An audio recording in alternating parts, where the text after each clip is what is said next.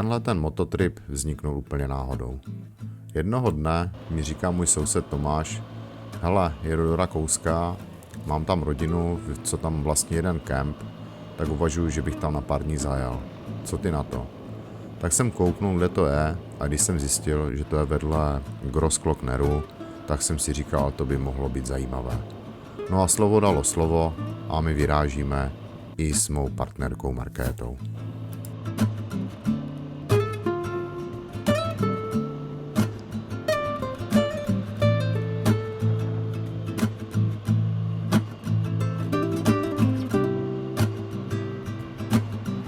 Žádné velké plány, jízda hlavně intuitivně a rozhodli jsme se, že rozhodně nepojedeme po dálnicích.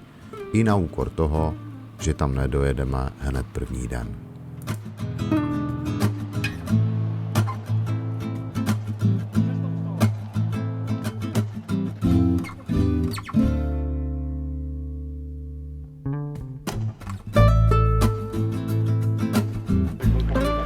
Po roce jsem navštívil hotel Rytířsko,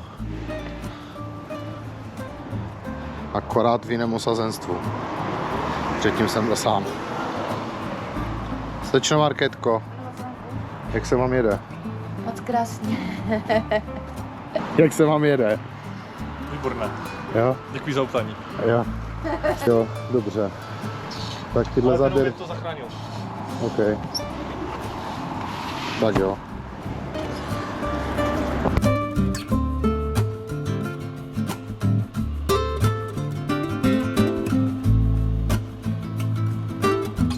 Po cestě jsme měli hodně příležitostí k tomu vymýšlet, jak celý ten trip bude vypadat, a myslím si, že se nám to ve finále taky celé povedlo.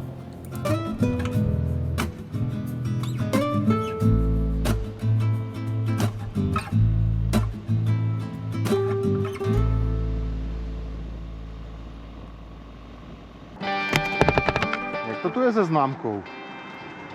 My nejedeme po dálnici. A je to jenom na dálnici? Jo. Jsi si jistý? Jo.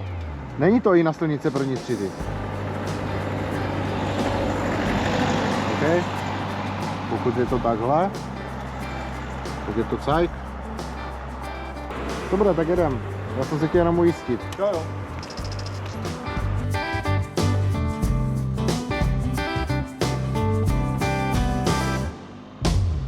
Po cestě jsme se nějak dohodli a řekli jsme si, že tu cestu vymyslí Tomáš. Tomáš určil, kudma pojedeme přes Rakousko, a myslím si, že se mu to docela povedlo.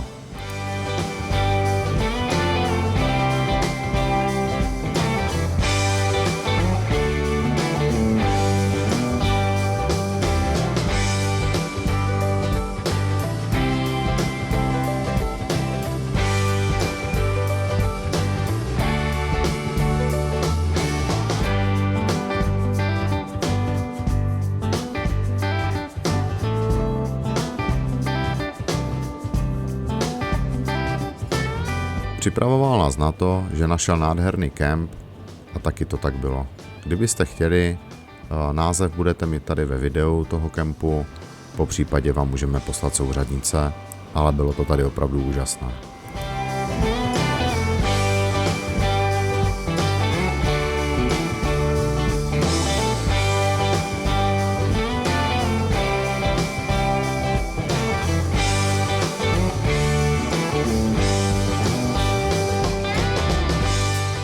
Jede to, Market? To vypadá, že to byla tam ta cesta, jak byla ta závora. Se otočíme. Je projedu.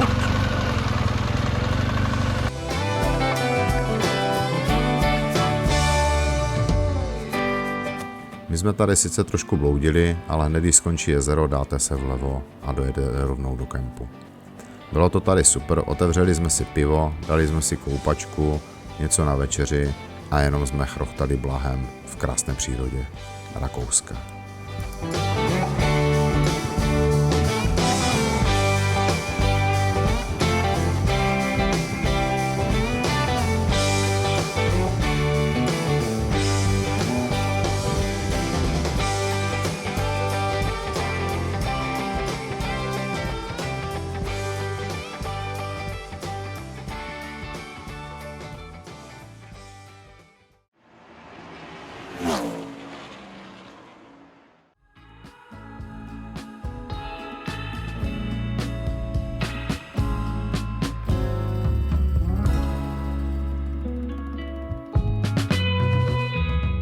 Dobré ráno, Václave.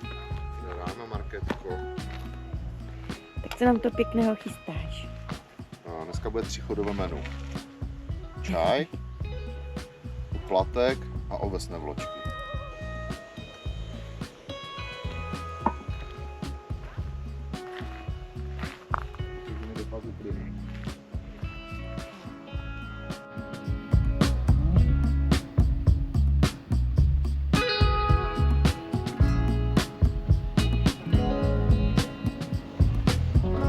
Je ráno a my vyrážíme dál. Jsme po snídani, udělali jsme si to pěkné a jdeme se pustit na další cestu. Dneska máme jasný cíl, dojet do kempu Campagnula, kde je rodina od Tomáše.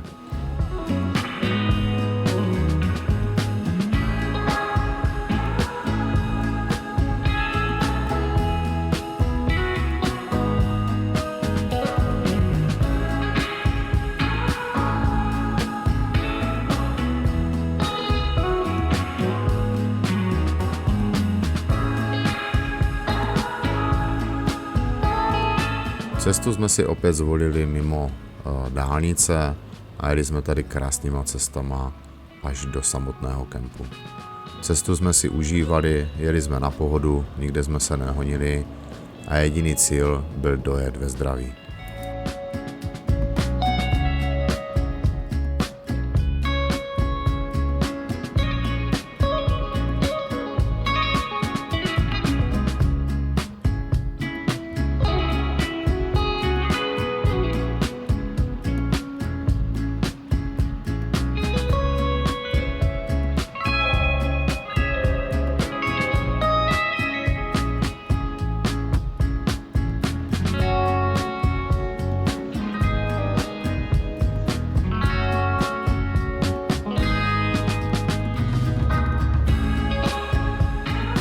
Se to tak vezme, tak do kempu Campagnula se dá dojet zhruba za 1,5 dne, pokud jedete mimo dálnice.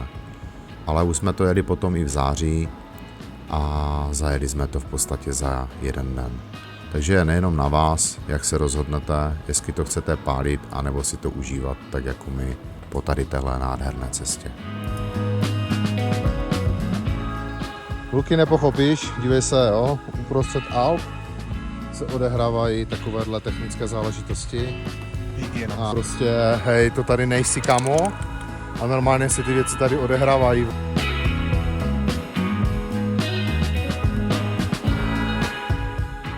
Na našich skvělých zastávkách jsme po cestě probírali, co zítra, jak to vymyslíme a podobně. No a z Tomášovy hlavy přišlo to, že bychom si mohli dát i rafty. Říkám OK, proč ne? Dohodli jsme se na tom, že dojedeme do kempu, dáme si večer pivo a ráno bychom vyrazili na rafty a pak uvidíme, co bude dál.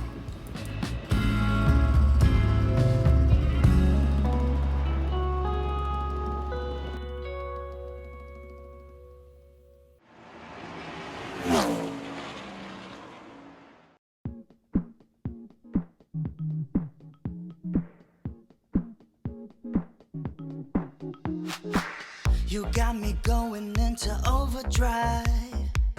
Too busy, can you leave a message back? Třeba rovněji, to si potom pošteluješ. Market, není ti to líto? Přece na tebe. Přece nepřijedeš z Bory sucha.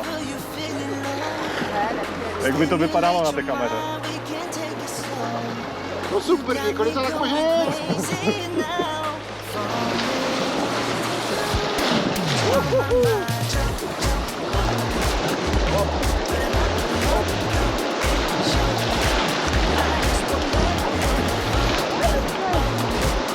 Lehonce, jo? Ať se dostaneme pomalinku na druhou stranu a pěkně si to sjedem za nima. A jak se dostaneme na úroveň toho kajaku, tak tam budeme padlovat, jo? Dopředu se nahněte, jo, teď?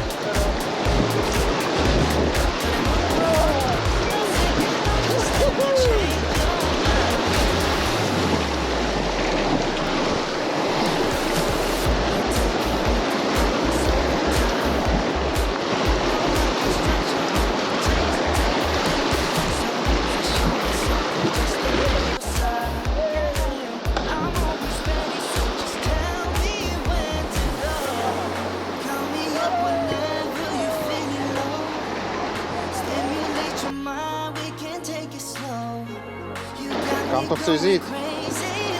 Kam to bereš? Tady domů. Připravena to je. Poberte.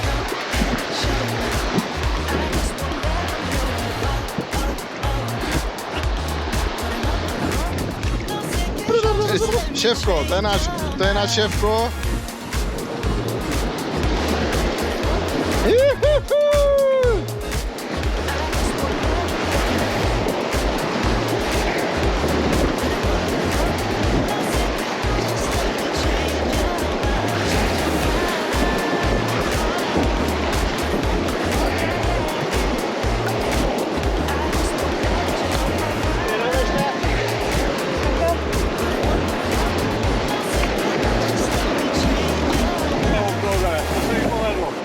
Fajné, musím ti říct.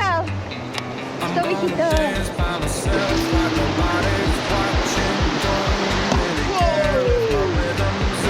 Vůbec se mi to nepovedlo. Co říká s těma kobrama, je to strašně jednoduché se dostat zpátky. Jo?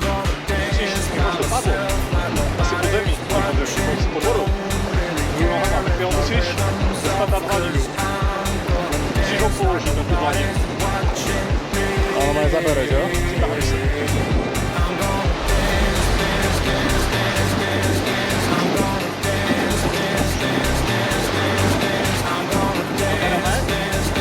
Zabereme, hej ho, taháme kameny a ty, co nejdou, rozdrtíme pěstí.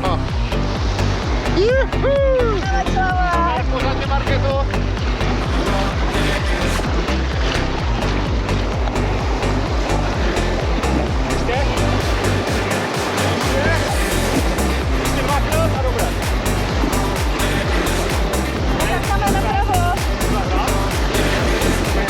Kamen, přijel proti nám. Ne, tam to je, na který jsme najeli.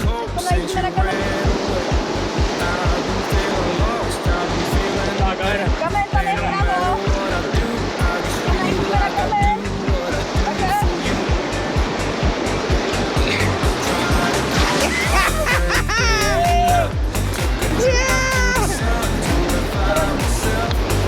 To mám z toho odkazaj.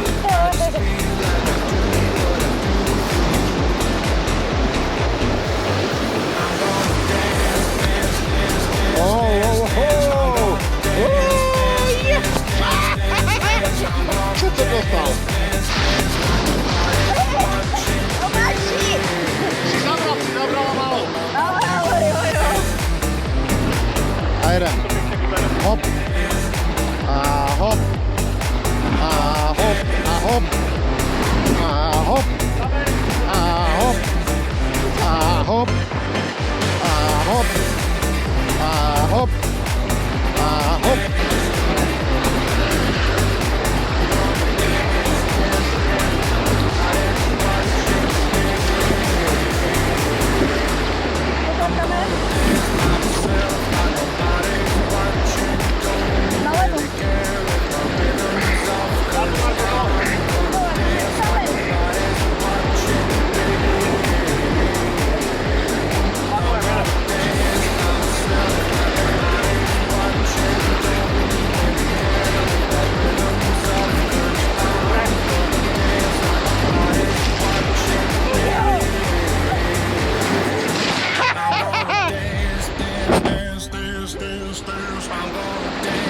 Poslední peře.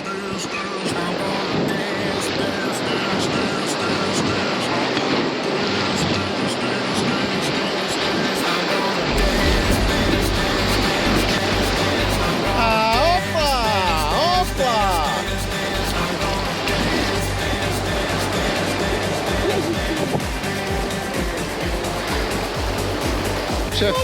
Šéfko se nám topí.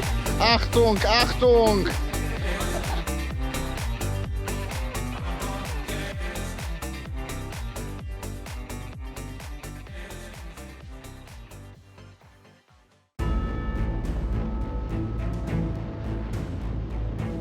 Rozhodování opravdu tady bylo z hodiny na hodinu, z minuty na minutu. Přijeli jsme z raftu, které jsme si opravdu užili, a přišlo rozhodnutí číslo 2. Hele, pojďme zdolat ještě dneska Grossglockner. OK? Tak jedem.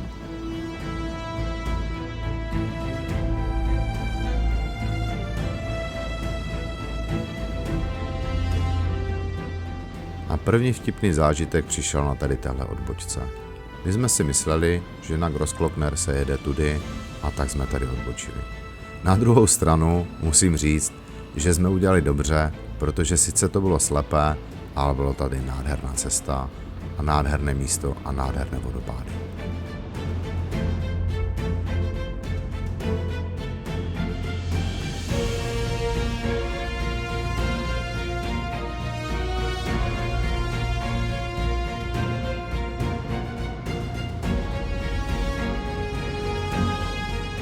Takže když jsme se tam potom otočili, tak jsme jeli zpátky a rozhodovali jsme se, co bude dál. Protože Grossglockner byl z druhé strany a my jsme tu horu museli v podstatě celou objet.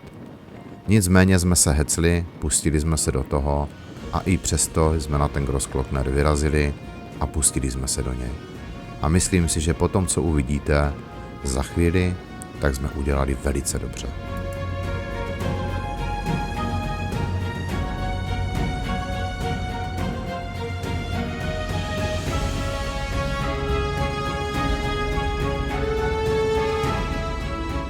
Přijeli jsme na něj z druhé strany, přijeli jsme na něj pozdě, v podstatě podvečer, ale mělo to nádherné kouzlo a rozhodně bych neměnil.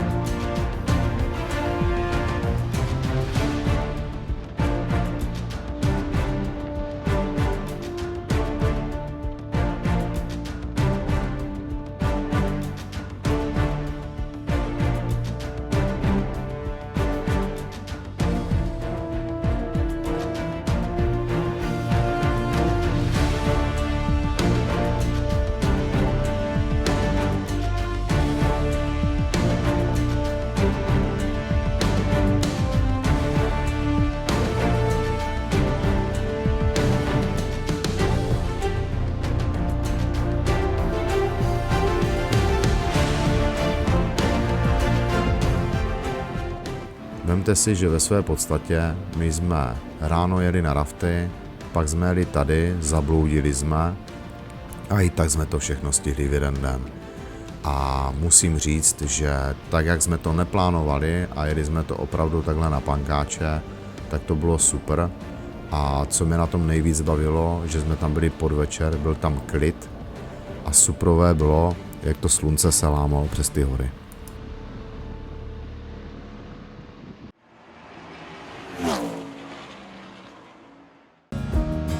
As the flowers die in winter, I guess she has just been that way.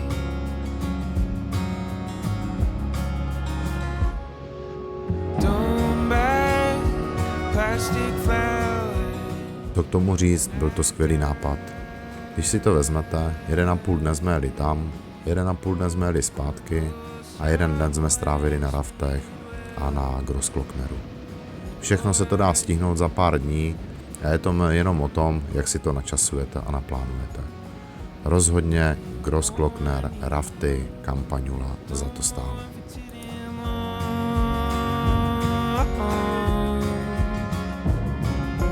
Don't buy plastic flowers, and I'm gone. Naše poslední noc byla krutá, přijeli jsme tady v dešti, stavěli jsme stany v dešti a ještě navíc se tady Tomášovi zbořil stan a v podstatě stál přikrytý stanem. Takže ta poslední noc byla taková tvrdší, ale i to k tomu tripu patří. Don't buy plastic flowers when I die. Go somewhere, spend it well, and live your life.